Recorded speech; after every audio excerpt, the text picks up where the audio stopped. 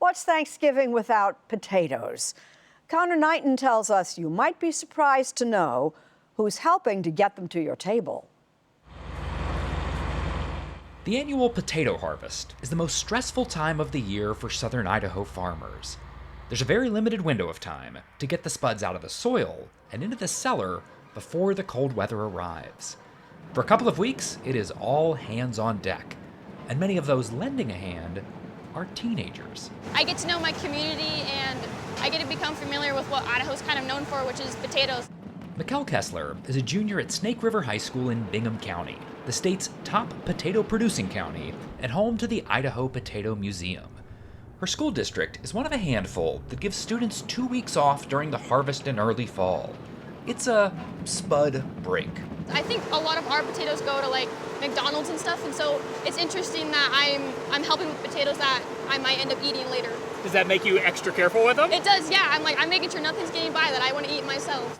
Kessler and other spud breakers are paid to monitor the conveyor belts and weed out any foreign objects as the potatoes head down the line. Could you do this without the help of the teenagers? Absolutely not. They are that critical to this operation. Brian Murdoch is a sixth-generation potato farmer who's employed spud breakers for decades. For me to go out and hire somebody full-time no way could I do that. And then also to try to find somebody temporarily, even for 2 weeks, that's even hard to do. Murdoch tries to make the experience memorable for the students who choose to work on the farm.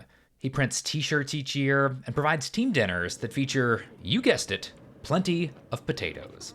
I don't think I could ever get sick of potatoes. Actually. Really? Even after touching them all day long, you're not sick of it? No? Yeah, no, not really. I feel like that makes you like kind of excited to get potatoes. Did you know all the work that went into it? Yeah. It's a lot of hard work. The farms in Bingham County alone produce more than 57,000 acres of potatoes a year. The potato growers are really bound to each other too. Like last year, I was struggling to get done. But I had a neighbor come and help me. This year, farmer Nick Benson has a crop of around 20 teens helping him bring in the harvest. Looking good.